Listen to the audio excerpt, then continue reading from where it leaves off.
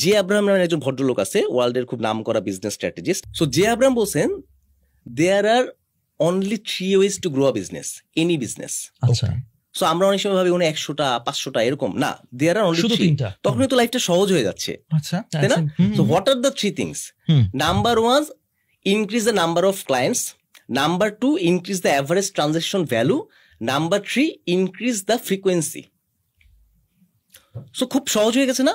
আমি প্রথমে কি করব, আমার যদি 100টা কাস্টমার থাকে আমি কেমনে 200টা আনবো, এই কাজটাকে করা। নাম্বার 2 হচ্ছে যে 200 জন বা 100 জন যদি থাকে, ওরা যদি 1000 টাকা করে কেনে, কিভাবে এটাকে আমি 1200 করবো, এইটা এক্সিস্টিং কাস্টমার দিয়ে। নাম্বার 3 হচ্ছে ও যদি বছরে আমার কাছ থেকে 2বার কিন্তু ওকে কেমনে 3বার কিনাবো। ফ্যান্টাস্টিক, একদম সহজ। এখন আমি ব্যাকওয়ার্ডে যাই, এই 3টা কাজ করার জন্য আমার কোথায় গ্রোথ হ্যাকিং করা লাগবে, কোথায় কি লাগবে, এইটা ফিট করতে হবে। আমি এগুলা ঠিক না করে আমি ভাবলাম যে একটা গ্রোথ হ্যাকিং করবো, হোয়ার ইট ইজ হিটিং। এই 3টার মধ্যে প্ল্যান করে যে ঠিক আছে, তাহলে প্রথমটার জন্য আমি 5টা প্ল্যান করলাম, পরেরটার জন্য 5টা প্ল্যান করলাম, পরেরটার জন্য 5টা প্ল্যান করলাম। That's it. Business is simple, সহজ। কিন্তু আমরা ওই ছোট 1-2টা জিনিস করি, কাজ হয় না, তখন বুঝি না কোথায় কি হচ্ছে। That's it. Number of customer increase করতে হবে, এটা আমি বুঝছি ভাইয়া। এটা না দেখে আমার কাছে একটা ফানেলের মতো লাগতেছে। হ্যাঁ, ইটস আ ফানেল।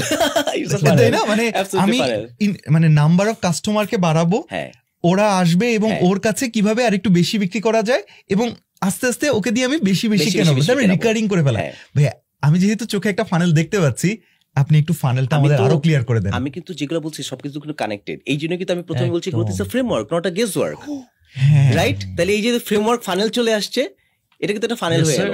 নাও 3টা যদি একটু ব্যাখ্যা করি। প্রথমটা হচ্ছে কি, আমি কাস্টমার সংখ্যা বাড়াবো।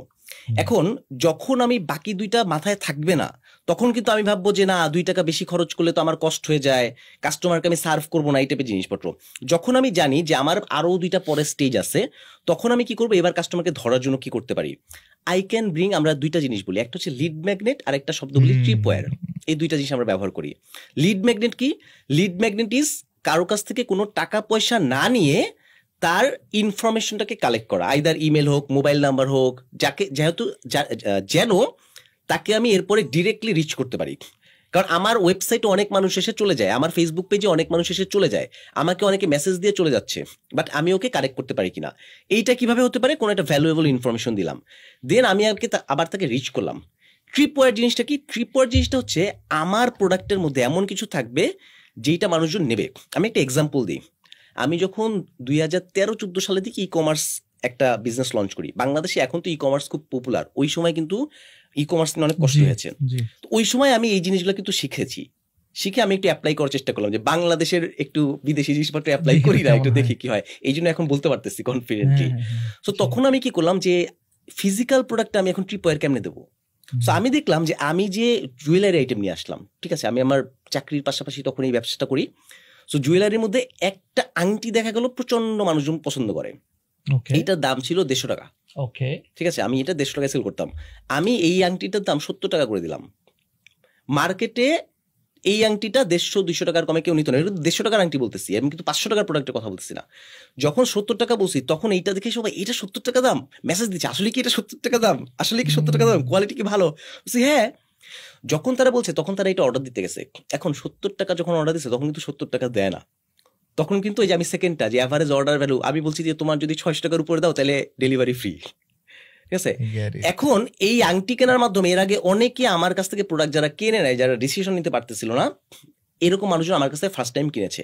কেনার পরে যখন আমার সার্ভিস ভালো দেখছে, যখন আমার কোয়ালিটি ভালো পেয়েছে, তখন তো আমার কাছ থেকে বারবার আসতেছে। তাইলে ট্রিপওয়্যার, ঠিক আছে। এবং আমার যদি 100টা প্রোডাক্ট থাকতো, 100টা আমি এখানে খুব ক্লিয়ার করি, অনেকে ভাবে ট্রিপওয়্যার মানে ডিসকাউন্ট, সব প্রোডাক্টে 20% ফ্ল্যাট ডিসকাউন্ট দেবো। নো, আমি আমার টপ সেলিং 2টা প্রোডাক্টকে চুজ করেছি এবং দিয়েছি। নাম্বার 2 হচ্ছে অ্যাভারেজ অর্ডার ভ্যালু বাড়াবো কিভাবে।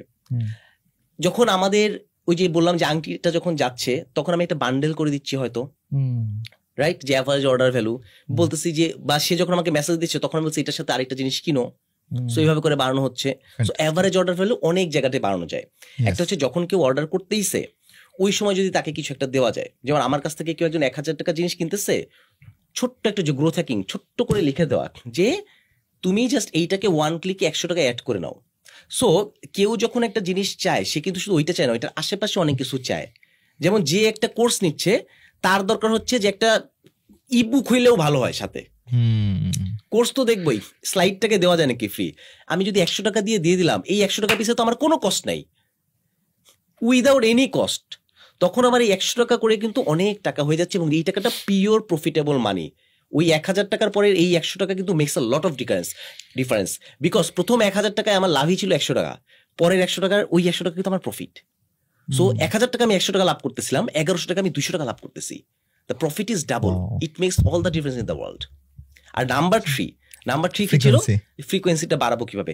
তখন আমাকে দেখতে হবে যে আমার এই যে প্রোডাক্টটা নিচ্ছে, they are people, they have other needs. So আমি কিভাবে করে ওর আদার নিডগুলোকে আরো স্যাটিসফাই করতে পারি। সো ওইটা রেলিভেন্ট প্রোডাক্ট, কোর্সেস, ম্যাটেরিয়ালস। যেমন আমি যখন আমার ডিজিটাল মার্কেটিং মাস্টারি কোর্সটা আনলাম, there were people they say যে I want to learn advance things. তখন আমি বললাম যে okay, I will do a live training. আমার টাইম কম থাকে, আমি বছরে একবার করাই, but it will be much more pricey and everything. So এই যে অ্যাডিশনাল প্রোডাক্ট এবং সার্ভিসটা নিয়ে আসা, সেই দিন আমি একটা ট্রেনিং এরকম একজনকে বলতেছিলাম, ওনার হচ্ছে এরকম ঘি বিক্রি করে, ই কমার্স তো বাংলাদেশে খুব জনপ্রিয়, অর্গানিক ফুড বিক্রি করে। সো উনি এই জিনিসটা এভাবে করে চিন্তা করেনি। সো সে ওই 1000-1200 টাকা 1600 টাকার কেজি ঘি বেচতেছে। আমি এটা বলবো, সে বললো যে ভাই ঘিতে কি 50,000 টাকার কিছু বিক্রি করা সম্ভব, আরো বাড়ানো সম্ভব? আমি বলছি অবশ্যই সম্ভব। আপনি আগে ভাবেন যে আপনি 50,000 টাকার বেচবেন, এইবার আপনি ঠিক করেন কি করবেন। He came with an idea within 1 day। আচ্ছা, do you know, can you guess what is the idea? সে বলছে যে আমি এতদিন শুধু B2C করতাম, now I will do B2B। People only start to think when they want to. হ্যাঁ, আমি যখন চাইবো, হ্যাঁ, আমি যে জিনিসটা খুঁজবো, রাইট, সেটাই তো আমার চোখে ধরা পড়বে। তখন আমার চোখে ধরা পড়বে। এর আগ পর্যন্ত আমি ওটা চিন্তাই করি নাই। পাঠাওয়ের একটা গল্প শুনছিলাম। হ্যাঁ, পাঠাওয়ের তখন হেড অফ HR ছিল মনে হয় সিফাত।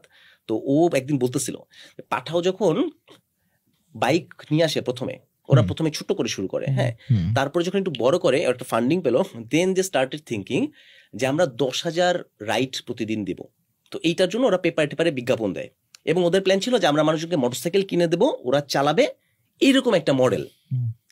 দেন যখন ওরা একটা বিশাল ফান্ডিং পেয়ে গেল, তখন ওরা বললো যে না, 10,000 রাইড না, আমার আসলে 1 লাখ রাইড পার ডে দেওয়ার মতো ক্যাপাসিটি তৈরি করতে হবে। নাও দ্য কোশ্চেন ইজ, এখন কি আমি এত পরিমাণ বাইক কিনে দেবো মানুষকে?